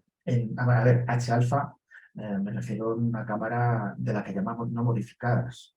¿Vale? El H-alfa está al borde de la detección de una matriz de Bayer y es difícil. ¿Vale? Yo creo que lo habían pensado más para cámaras pues monocromáticas, ¿no?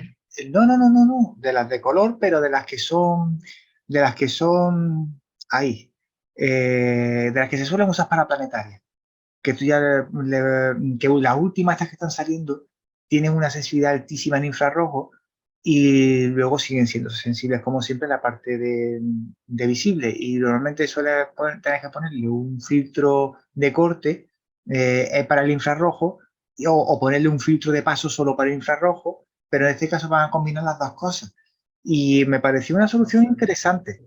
Bueno, pues pues salgan y eso ya veremos a ver cómo funcionan, pero bueno, yo lo que... Hablo de fotografía, por supuesto, ¿no? Sí, fotografía, claro. Yo lo recomiendo que si alguien quiere hacer fotografía en infrarrojo, que por supuesto utilice una cámara monocromática, claro. Sí, claro. Y con sensibilidad en el sensor, en la longitud de onda que se quiera utilizar. Y ahí tenéis el ejemplo de las imágenes de la láser de Tokio en el infrarrojo, con un filtro de paso que ya digo vale 50 euros. Sí.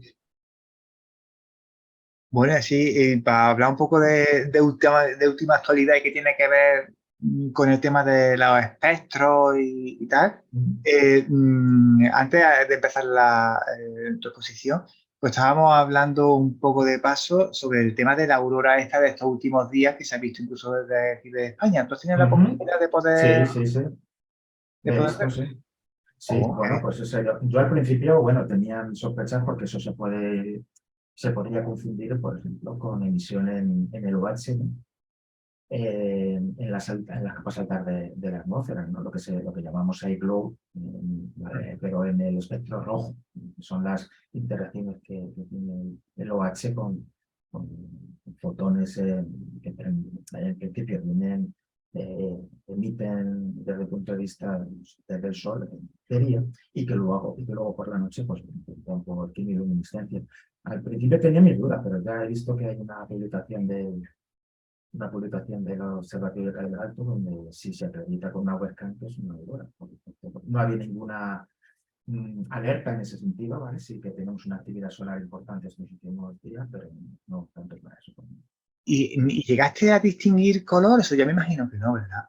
¿O sí? Sí, bueno, la aurora a simple vista, color, bueno, quitan el verde, que en visión fotópica todavía seguimos siendo sensibles en el azul, ¿no? Pero en el rojo es muy difícil.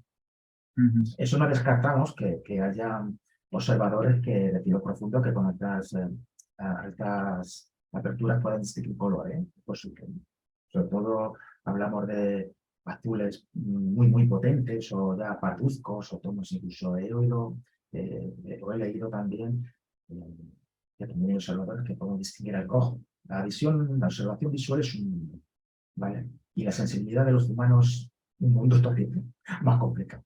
De hecho, no nos ponemos de acuerdo ni siquiera la sensibilidad de los humanos, así que la sensibilidad espectral me refiero. Sí. Muy bien, pues muchísimas gracias, Luis. Creo que lo vamos a dejar aquí. Gracias siempre por tu disponibilidad con nosotros desde la Agrupación Astronómica de Málaga Sirio. Es un placer y bueno, espero que tengamos la oportunidad ya de poder coincidir personalmente y de poder saludarnos y disfrutar también de un ratito de visual, aunque sea muy difícil encontrar ese oasis de cielo nocturno. Oscuro. Hombre, yo por lo menos lo que he querido, sobre todo, o las pretensiones que he tenido con esta charla, es que sobre todo los aficionados que se inician en esto tengan claro lo que tienen que discernir o de lo que se tienen que preocupar cuando van o deciden hacer observación con ciencia.